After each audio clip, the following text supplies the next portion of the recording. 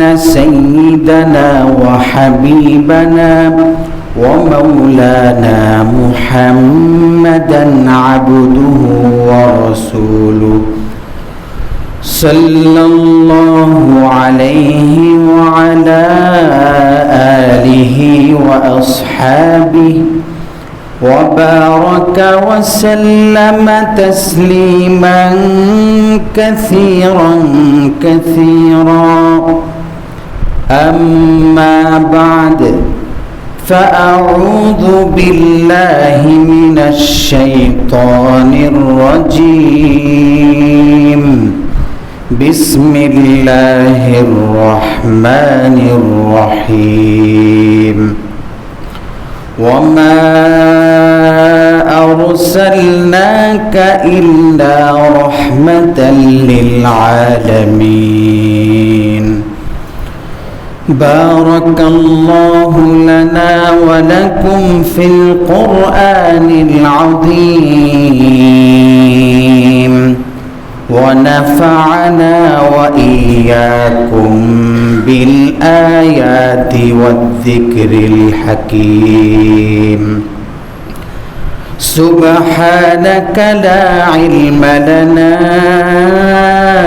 إلا ما علمتنا إنك أنت العليم الحكيم درود اللهم صل على محمد وعلى آل محمد كما صليت على إبراهيم وعلى آل إبراهيم إنك حميد مجيد اللهم بارك على محمد وعلى آل محمد كما باركت على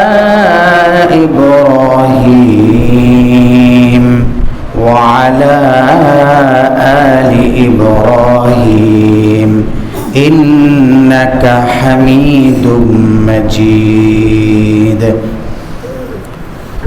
মুআজ্জাজ মুহতারাম সম্মানিত মুসল্লিয়ানে কেরাম 1446 হিজরি সনের তৃতীয় মাস রবিউল আউয়াল মাসের আজকে তৃতীয় জুমার এই মোবারক দিনে মহিমান্বিত দিনে রব্বুল আলামিন আমাদেরকে সুস্থ রেখেছেন, হায়াতে রেখেছেন, আমাদের দিল দিমাগগুলো ভালো রেখেছেন। রব্বুল আলামিন সুস্থতার সাথে নিরাপদে নির্বিঘ্নে ঈমান ও তাকওয়াকে ধারণ করে তার ভালোবাসাকে অন্তরে লালন করে তার ঘরে আগে ভাগে আসার তৌফিক দান করেছেন। দ্বীনের কিছু কথা বলার এবং শোনার সৌভাগ্য নসিব করেছেন। এজন্য মালিকের দরবারে অন্তরের অন্তঃস্থল থেকে মুহাব্বতের সাথে কালিমাতুশ শুকর আদায় করে পড়ি আলহামদুলিল্লাহ। মুহতারাম হাজরিন, সূরা হজ, সূরা আম্বিয়া, এই সূরার 107 নম্বর আয়াত আল্লাহ রাব্বুল আলামিন প্রিয় হাবিবকে লক্ষ্য করে বলেছেন, ওমা আরসালনাকা ইল্লা রাহমাতাল লিল আলামিন।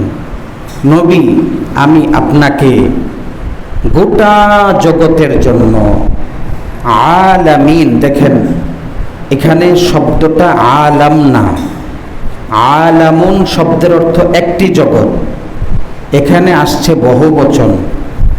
আলামিন মানে যত জগৎ হতে পারে, জিন জগৎ, মানুষ জগৎ, তারপরে পশু জগৎ, প্রাণী জগৎ, যত জগৎ হতে পারে, দুনিয়ার জগৎ, সৌর জগৎ, তার মানে এখানে বহুবচন শব্দ আল্লাহ এনেছেন। সমস্ত জগতের জন্য যত জগৎ হতে পারে সকল জগতের জন্যই আমি নবী আপনাকে রহমত হিসেবে পাঠিয়েছি। সুবহানাল্লাহ। গোটা শুধু একটি জগৎ না, সমস্ত জগতের জন্য নবী রহমত। নবীজি এমন এক সময়ে দুনিয়াতে এসেছেন যেই সময়টা ছিল জাহেলিয়াতের সময়, জাহেলিয়াতের যুগ, যাকে বর্বর যুগ বলা হয়। যে যুগের মানুষগুলোর মধ্যে মনুষ্যত্ব ছিল না, যারা প্রকৃত ইনসানই ছিল না, যারা মানুষের কাতারেই পড়ে না, জীব জন্তুর কাতারে পড়ে। হত্যা, লুণ্ঠন, মারামারি, কাটাকাটি, রাহাজানি, মদ্যপান, জিনা, চুরি, ডাকাতি, এগুলোই ছিল তাদের নিত্যদিনের সঙ্গী। এগুলো ছাড়া তারা কিছুই বুঝতো না, এগুলোই ছিল তাদের কাজ। এমন একটি সময়ে নবীজি দুনিয়াতে এসেছেন। আস্তে আস্তে নবী বড় হতে থাকেন। দেখেন, ঠুনকো কারণে, খুব সামান্য কারণেই তাদের মধ্যে মারামারি বেঁধে যায়, এমনকি রক্তক্ষয়ী যুদ্ধ শুরু হয়ে যায় সামান্য কারণে। একটি ছাগল বা উটের রশির যেই খোঁটা আছে, এই খোঁটাকে কেন্দ্র করে, এই খোঁটাটা কেন আমার জমিনের ভিতরে সে খোঁটাটা ঢোকালো, বা এই খোঁটার কারণে আমি কেন একটু ব্যথা পেলাম, আমার কেন সমস্যা হলো, বাস মারামারি শুরু। সামান্য কারণে মারামারি, এবং সেটা পরিবার, গোত্র, পুরা সমাজব্যাপী, পুরা এলাকাব্যাপী, দেশব্যাপী যুদ্ধ শুরু হয়ে যেত। আরবে তৎকালীন সময়ে ফিজার নামে একটা যুদ্ধ পরিচিত ছিল, যেই যুদ্ধটা শুধু কারণেই হয়েছে এবং সেখানে রক্তক্ষয়ী যুদ্ধ চলতে থাকতো, সময়ের পর সময়, বছরের পর বছর চলতে থাকতো রক্তক্ষয়ী যুদ্ধ। এটা শুধু কারণে। নবীজিকে তার চাচারা ওই যুদ্ধে মাঝে মধ্যে নিয়ে যেতেন। তো নবীজি ওই বাল্য বয়সে, কিশোর বয়সে, যুবক বয়সে যেতেন, গিয়ে দেখতেন এই অবস্থা। ছোট সময়ে শুধু কারণে যে মারামারি, শুধু কারণেই একজনকে হত্যা করে ফেলা, মেরে ফেলা, এই বিষয়টা নিজের চোখে দেখেছেন। নবীজির মনে অনেক আঘাত লাগতো। আরে কেন এই কাজগুলো তারা করে? কারণ নবীজিকে আল্লাহ পাক সর্বোচ্চ মনুষ্যত্ব দিয়ে পাঠিয়েছেন। কি বলেন, ঠিক কি না? সর্বোচ্চ মনুষ্যত্ব, মানবতা, মানুষের প্রতি মানুষের দরদ, ব্যথা, মহানুভব ভালোবাসা, পরস্পরের প্রতি সম্প্রীতির এই পরিপূর্ণ গুণ দিয়ে আল্লাহ পাঠিয়েছে। এটা তো নবী সহ্য করতে পারেন না। এত হিংস্র মানুষ হয় কি করে? নবী যে নিজের চোখে দেখেছেন, দেখে মনে অনেক আঘাত লাগতো। বাধা দিতেন, নিষেধ করতেন, কিন্তু তার বাধা কে শোনে? এভাবেই দেখছিলেন অবস্থা। তাদের অবস্থাগুলো নিজ চোখে শুধু পর্যবেক্ষণ করছেন। আস্তে আস্তে আস্তে আস্তে যখন নবীজির বয়স 25, যুবক তিনি, একজন পরিপূর্ণ যুবক, সুঠাম দেহের অধিকারী, শক্তিশালী একজন মানব যুবক তিনি। মক্কায় এই সময়ে একজন বণিক ব্যবসায়ী ভিন দেশ থেকে এসেছে। এসে মক্কার একজন জালেম তার কাছে কিছু পণ্য বিক্রি করেছে। কিছু পণ্য বিক্রি করার পরে সে পণ্য নিয়েছে তো ঠিক, এই পণ্য নিয়ে সে আর টাকা দিচ্ছে না ব্যবসায়ীকে, টাকা ফেরত দিচ্ছে না, তার পাওনা দিচ্ছে না, অথচ মালামাল তার কাছ থেকে সব বুঝে নিয়েছে। এখন ওই বণিক ব্যবসায়ী সে তো অসহায়, এখানে অসহায় অবস্থায় পাহাড়ের উপরে উঠে চিৎকার করে ডাকছে, চিৎকার করে সাহায্য চাচ্ছে যে আমার কাছ থেকে সব পণ্য নিয়ে নিয়েছে এই জালেম, এই ব্যক্তি, কিন্তু কোনো টাকা আমাকে পরিশোধ করছে না। আমি একজন অসহায় মানুষ, ভিন দেশ থেকে এসেছি কিছু ব্যবসার জন্য, কিছু লাভের জন্য, তো আমি আমার দেশে ফিরে যাব কিভাবে? এভাবে আর্তনাদ করছিল। প্রিয় নবী সাল্লাল্লাহু আলাইহি ওয়াসাল্লাম, দুরূদ পড়লে লস নাই। আবার রবিউল আউয়াল মাস, বেশি বেশি পড়বেন আর নবীকে দেখাবেন, নবী আপনার আগমনের মাসে, আপনার বিদায়ের মাসে আমার আমলনামায় দুরূদ বেশি। কারণ কি? বলবেন হুজুর নবী জানবে কেমনে? হাদিসের মধ্যে এসেছে প্রত্যেক সপ্তাহে নবীর কাছে প্রতিটা উম্মতের আমলনামা পেশ করা হয়। আমি খায়রুল হাসান, আমার আমলনামা পেশ করা হয় আমার নাম সহকারে।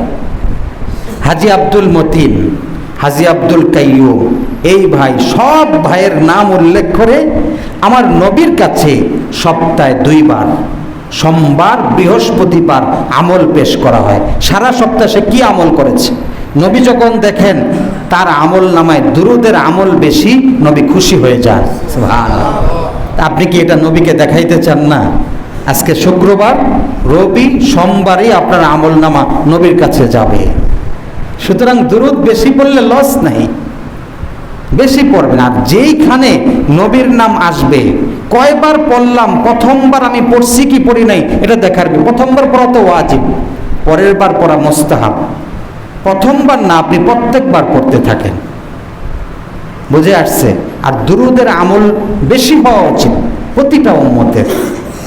যাই হোক, তো বলছিলাম যে ওই জালেম যখন আত্মচিৎকার করছে, ওই অসহায় ব্যক্তিটা যখন সাহায্য চাচ্ছে, মাজলুম, সে আত্মচিৎকার করছে, তখন নবীজি বিষয়টা বুঝলেন, তার মনে আঘাত লাগলো। কারণ তিনি তো সাইয়্যিদুল আম্বিয়া, তিনি তো গোটা জগতের জন্য রহমত, ওনার দিলে তো আঘাত লাগবে। উনি তাড়াতাড়ি করে মক্কার যত সর্দার আছে, নেতা, ওনার চাচাই তো আছে কয়েকজন, সবাইকে ডাকলেন। চাচা, অবস্থা দেখেন, অসহায় ব্যক্তি সে, তার কাছ থেকে সব মাল বুঝে নিয়েছে কিন্তু টাকা তো পরিশোধ করছে না, সে একজন মাজলুম, অসহায়, তাকে সাহায্য করা আমাদের দায়িত্ব। চাচা কি বলেন? এমনভাবে বুঝালেন যে ওই মুশরিকগুলোও ভাতিজার কথা বুঝে গেল, তাদের ভিতরেও এটা আঘাত করলো, হ্যাঁ ঠিক, ভাতিজা ঠিক বলেছ, সাহায্য করা উচিত। তখন সবাইকে জড়ো করে, নেতাদেরকে জড়ো করে, ওই জালেম যে নাকি টাকা পরিশোধ করতেছে না, তার বাড়িতে গিয়ে তাকে ধরলেন। ব্যাপার কি? পণ্য নিয়েছো, টাকা পরিশোধ করছো না কেন? দাও, জলদি টাকা পরিশোধ করো। বাধ্য হয়ে জালেম যাবে কোথায়? সঙ্গে সঙ্গে ওই মাজলুম ব্যক্তির সমস্ত পাওনা টাকাটা পরিশোধ করে দিয়েছে। সুবহানাল্লাহ। কার মাধ্যমে হয়েছে? নবী মুহাম্মদুর রাসূলুল্লাহ সাল্লাল্লাহু আলাইহি ওয়াসাল্লাম, তিনি রহমত হিসেবে দুনিয়াতে এসেছেন। ঠিক এই ঘটনার পরেই নবীর বয়স 25, যুবক, এখনো নবুয়ত লাভ করেননি। তখন নবীজি উদ্যোগ নিলেন যে এমন একটা সংগঠন তৈরি করতে হবে, এই আরব সমাজে, যে সমাজের প্রতিটা মানুষ হলো বর্বর, জাহিলি যুগের মানুষ, তারা সৎ বলতে কিছু বোঝে না, নেক বলতে কিছু বোঝে না, নিষ্ঠা বলতে কিছু বোঝে না, ইনসাফ বলতে কিছু বোঝে না, জুলুম ছাড়া তাদের কোনো কাজ নাই। এ সমাজে আমি নবী, আমি মুহাম্মদ, আমারই এই উদ্যোগটা নিতে হবে। সেটা কি? একটা সংগঠন তৈরি করব, যেই সংগঠনের ফর্মুলা আর নীতি হবে কয়েকটা, চারটা ফর্মুলা। 1 নম্বর, যে এই যে রক্তক্ষয়ী যুদ্ধ আরব সমাজে চলছে, এই রক্তক্ষয়ী যুদ্ধকে বন্ধ করতে হবে। এই সংগঠনের প্রধান যেই দায়িত্ব থাকবে, যেই নীতি থাকবে, 1 নম্বর। 2 নম্বর, এই সমাজের অসহায়, গরিব, ইয়েতিমদেরকে সাহায্য করতে হবে। 2 নম্বর। 3 নম্বর, ভিন দেশ থেকে, বিদেশ থেকে যে সমস্ত বণিক আর ব্যবসায়ীরা আরবে আসবে, তাদেরকে নিরাপত্তা দিতে হবে, তাদের সঠিক সুবিধা এবং তাদের অধিকার নিশ্চিত করতে হবে। 4 নম্বর, সমাজের সকল অন্যায়, অবিচার, চুরি, ডাকাতি, যত রকমের অন্যায় কাজ আছে, সমস্ত কাজগুলোকে বন্ধ করতে হবে। এটা হলো আমার সংগঠনের নীতি থাকবে। সেই সংগঠনের নাম কি হবে? নবী নাম দিয়ে দিলেন। বলেন তো নামটা কি? হিলফুল ফুজুল। মাশাআল্লাহ, সে নামটা কি দিলেন? হিলফুল ফুজুল। নবী মুহাম্মদুর রাসূলুল্লাহ সাল্লাল্লাহু আলাইহি ওয়াসাল্লাম নবুয়ত লাভের আগেই তিনি এই হিলফুল ফুজুল সংগঠন তৈরি করলেন, যেই সংগঠন তৈরির কারণে গোটা আরবে নবীর সুখ্যাতি ছড়িয়ে পড়ল যে এমন এক সমাজে আমরা বাস করছি, বর্বর যুগেও তো মানুষ চায় নিরাপদে থাকতে। যার বাড়ি থেকে লুণ্ঠন করতেছে, ডাকাতি করতেছে, সে মাজলুম না? তো কত মানুষ এরকম মাজলুম হচ্ছে, মাজলুমরা তো চায় কি? ইনসাফ চায়। তো সকলের মুখে মুখে শুধু মুহাম্মদের নাম। আরে আমাদের কেউ তো এই সাহস করেনি যে এমন একটা সংগঠন তৈরি করবে। এই মুহাম্মদ নামক এই যুবক এমন এক সংগঠন তৈরি করলো যেটা গোটা আরবে এখন ইনসাফ প্রতিষ্ঠিত হবে। সকলে খুশি হলো মুহাম্মদুর রাসূলুল্লাহ সাল্লাল্লাহু আলাইহি ওয়াসাল্লামের প্রতি। নবীজি এই সংগঠনটা তার নবুয়তের আগেই প্রতিষ্ঠিত করেছেন। তার মানে নবী তার জন্ম থেকেই তার যেই মিশন, তার যেই রহমত, এই রহমতের বহির্প্রকাশটা একেবারে নবুয়তের আগ থেকেই, তিনি দুনিয়াতে আসার পর থেকেই এই রহমতটা গোটা দুনিয়ায় প্রকাশিত হতে লাগলো। সুবহান। নবী মুহাম্মদুর রাসূলুল্লাহ সাল্লাল্লাহু আলাইহি ওয়াসাল্লাম আস্তে আস্তে আস্তে আস্তে হাঁটি হাঁটি পা পা করে 25 বছর, 30 বছর, এভাবে 35 বছর, 40 বছরে যখন উপনীত হলেন, তখন আল্লাহ তাআলার পক্ষ থেকে নবুয়ত লাভ করলেন। নবুয়ত লাভের আগে নবীজি নিজের মধ্যে 3টা জিনিস তিনি উপলব্ধি করতে পারছিলেন। কয়টা জিনিস? 3টা জিনিস। প্রথম হলো তিনি কিছু স্বপ্ন দেখতেছিলেন, যেই স্বপ্নগুলো একেবারে বাস্তবে পরিণত হতে লাগলো। দ্বিতীয় নম্বর, তার কাছে নির্জন, মানে একেবারে লোকালয়ে মুক্ত, কোলাহল কোলাহল মুক্ত নির্জন জায়গা ওনার কাছে ভালো লাগলো। তৃতীয় নম্বর, নবুয়তের আগে উনি যেই পথ দিয়ে চলতেন, গাছ পাথর সহ সব কিছু নবীজিকে সালাম করত। সুবহানাল্লাহ। 3টা জিনিস তিনি নবুয়তের আগে নিজের মধ্যে উপলব্ধি করতে লাগলেন। বুখারী শরীফের একেবারে প্রথম হাদিস, আউয়ালু মা বুদিআ বিহি রাসূলুল্লাহি সাল্লাল্লাহু আলাইহি ওয়াসাল্লাম মিনাল ওয়াহয়ি আর রুইয়া সালিহা ফিন নাওম ফাকানা লা ইয়ারা রুইয়া ইল্লা জাআত মিথলা ফালাকিস সুবহি। নবীজির মধ্যে ওহির সূচনা হলো কেমনে?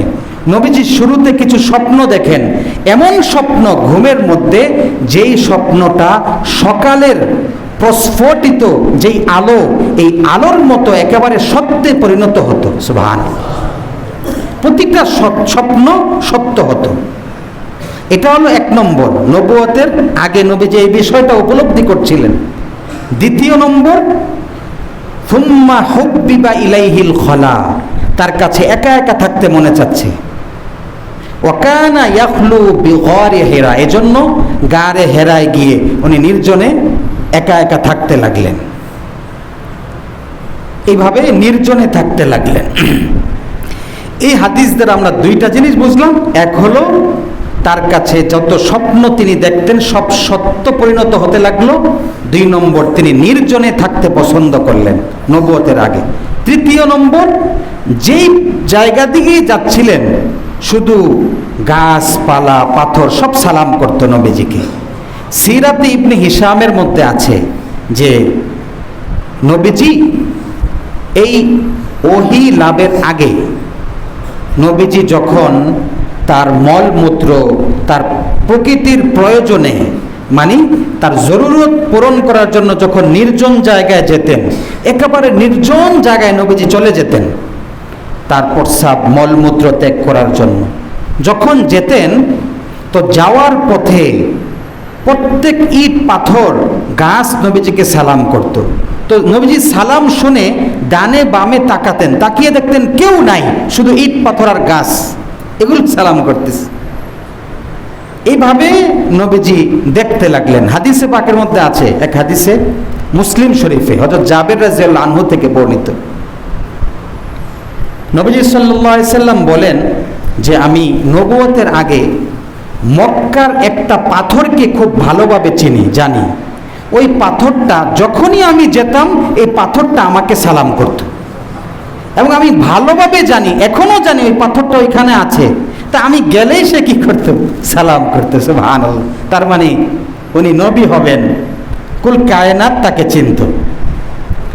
অপর হাদিস হযরত আলী রাদিয়াল্লাহু আনহু থেকে বর্ণিত, তিনি বলেন যে একবার আমি নবীজির সাথে নবুয়তের আগে মক্কার এক প্রান্তে আমরা দুজন যাচ্ছিলাম। যাওয়ার পথে আমি একটা আশ্চর্য বিষয় লক্ষ্য করলাম, যখন যাচ্ছি আর নবীজিকে চতুর্দিক থেকে এই গাছপালা, এই যে উদ্ভিদ, এই জড় পদার্থ পাথর নবীকে শুধু সালাম করছে, আসসালামু আলাইকা ইয়া রাসূলুল্লাহ সাল্লাল্লাহু আলাইহি ওয়াসাল্লাম, সালাম করছে। তো এইভাবে তিনি তার আগ মুহূর্তটা, মানে ওহী লাভের আগ মুহূর্তটার মধ্যে এই বিষয়গুলো তিনি উপলব্ধি করছিলেন। তো এক পর্যায়ে তার বয়স ঠিক 40 যখন, তিনি চলে গেলেন গারে হেরায়, ওখানেই অবস্থান করছেন, ওখানেই থাকছেন। গারে হেরার মধ্যে নির্জনে শুধু ইবাদত করেন। ওয়াকানা ইয়াখলু বিগারি হেরা, তিনি অনেক দিনের জন্য বাড়ি থেকে হযরত খাদিজা রাদিয়াল্লাহু আনহা অনেক দিনের জন্য খাবার রান্না করে দিতেন, তৈরি করে দিতেন। তো নবীজি এই খাবার নিয়ে চলে যেতেন, তো সেখানে ইবাদত করতে থাকতেন। যতদিন পর্যন্ত এই খাবার চলতো ততদিন সেখানে ইবাদতে মগ্ন থাকতেন। খাবার শেষ হয়ে গেলে আবার আসতেন, এসে আবার খাবার নিয়ে আবার চলে যেতেন। এভাবেই চলছে, এভাবেই চলতেছিল। তো প্রশ্ন, এই হেরা গুহাটা কোথায় অবস্থিত? মক্কা থেকে, বাইতুল্লাহ থেকে আনুমানিক 4 কিলোমিটার দূরে অবস্থিত জাবালে নূর নামক একটা পাহাড় আছে, জাবালে নূর। ওই পাহাড়ে এই গুহাটা অবস্থিত। এই গুহাটা লম্বায় 4 গজ আর পাশে 2.25 গজ। মানে এই গুহাটার মধ্যে 4-5 জন লোক কোনোভাবে ঢুকতে পারবে আর কি, এমন একটা গুহা। এই গুহার মধ্যে নবীজি ইবাদত করছেন।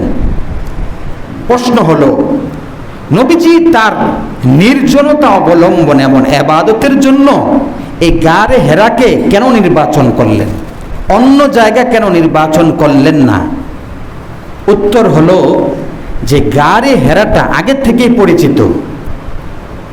আপনার অনেক আগ থেকেই আরবের বিভিন্ন লোকেরা নির্জনে অবস্থানের জন্য এই গারে গুহায় আসতো, এই হেরা গুহায় আসতো।